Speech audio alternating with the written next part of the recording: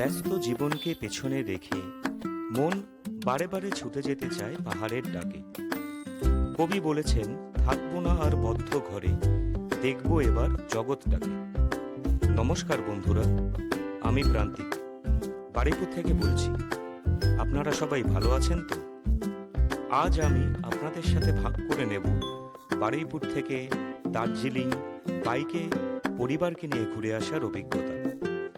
প্রায় 15 বছরে কয়েক লাখ কিলোমিটার বাইক চালাবার অভিজ্ঞতাকে সঙ্গে নিয়ে এবং ঘুরে বেড়াবার চরম নেশাকে কাজে লাগিয়ে মনস্থির করলাম, এবার আর ট্রেন, বাস বা 4 চাকায় নয়, এবার ঘুরবো নিজের ইচ্ছায়, নিজের গাড়িতে।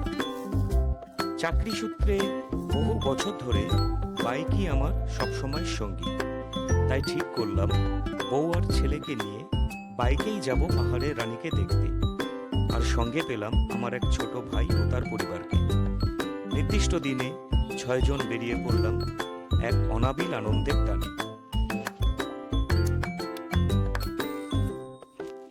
বন্ধুরা, বকখালি, দীঘা, মন্দারমণি, চাঁদিপুর, পঞ্চলিঙ্গেশ্বর ও দার্জিলিং, এই 5 জায়গায় এই 6 জন একসাথে ঘুরেছি আমাদের 2 চাকায়। কিন্তু কখনোই ভাবিনি ইউটিউবে চ্যানেল করব, তাই কখনোই সিরিয়াসলি কোনো ভিডিও তুলে দিই।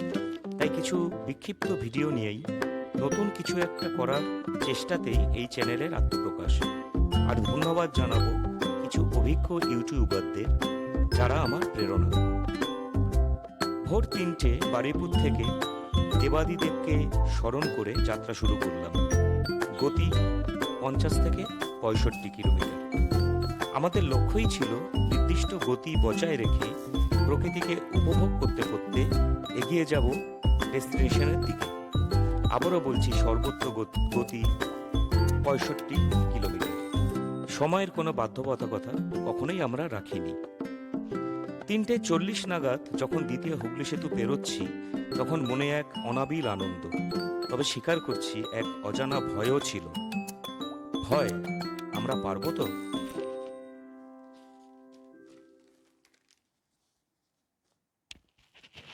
দ্বিতীয় হুগলি সেতু পেরিয়ে ওল্ড দিল্লি রোড দিয়ে, মগরা পেরিয়ে গজঘণ্টের মোড় থেকে বাম দিক নিয়ে কাটোয়া কালনা রোড দিয়ে কৃষ্ণনগর ও তারপর ন্যাশনাল হাইওয়ে, এই ছিল আমাদের যাত্রাপথ।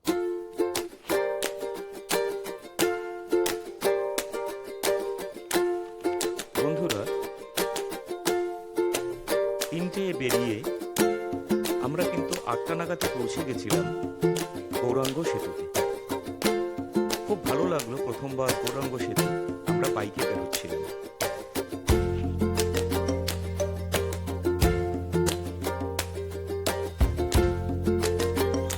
গৌরাঙ্গ সেতু থেকে দূরে মায়াপুরের ইস্কন মন্দিরের চূড়াটাও হালকা দেখা যাচ্ছিল, বেশ ভালো লাগছিল।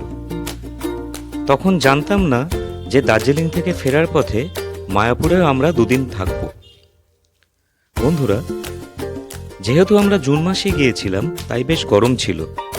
তাই মোটামুটি 40 থেকে 50 কিলোমিটার অন্তর ছোট ছোট ব্রেক নিয়েছিলাম। এছাড়াও যখন যেখানে দাঁড়াবার ইচ্ছা করেছে তখন তো দাঁড়িয়েছি। নিজের বাইকে করে ঘোরা, এটাই তো আসল মজা।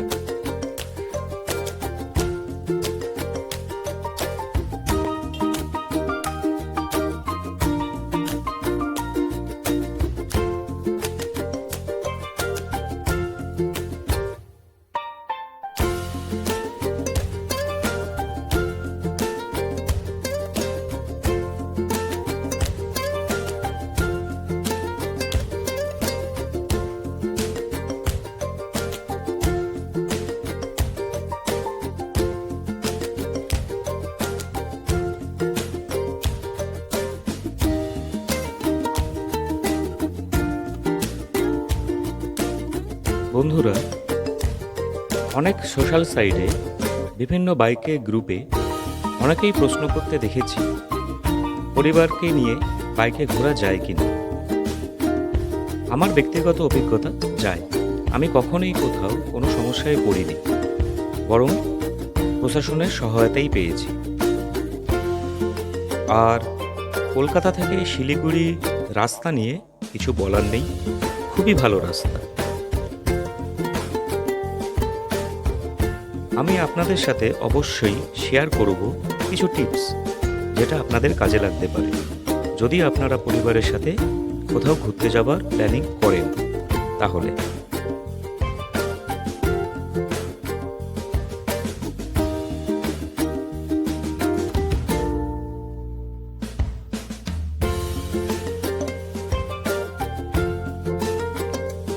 বন্ধুরা, কৃষ্ণনগর থেকে বহরমপুর প্রায় 90 কিলোমিটার, বহরমপুর থেকে মোরগ্রাম প্রায় 40 কিলোমিটার, মোরগ্রাম থেকে মালদা প্রায় 100 কিলোমিটার।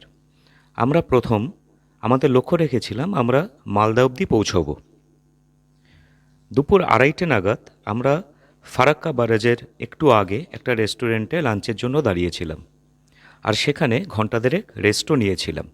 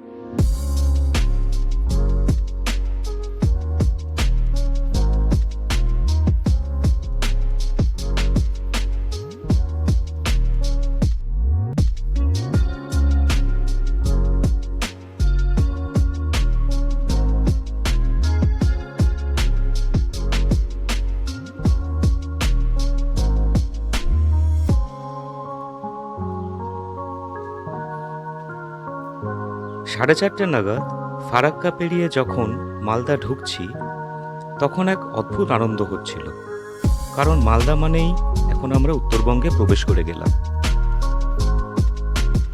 আর এটা অবশ্যই স্বীকার করব, ট্রেন বা বাস যাতেই আসুন, নিজের বাইকে ফারাক্কা ব্যারেজ পেরোনো যে মজা, এ স্বাদের কিন্তু সত্যি ভাগ হবে না।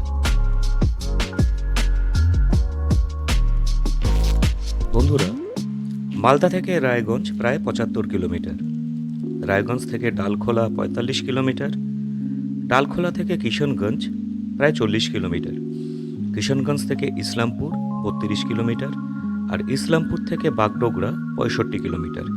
এই রাস্তাটা পুরোটা কভার করে রাত 1টায় আমরা বাগডোগরায় পৌঁছে গেলাম।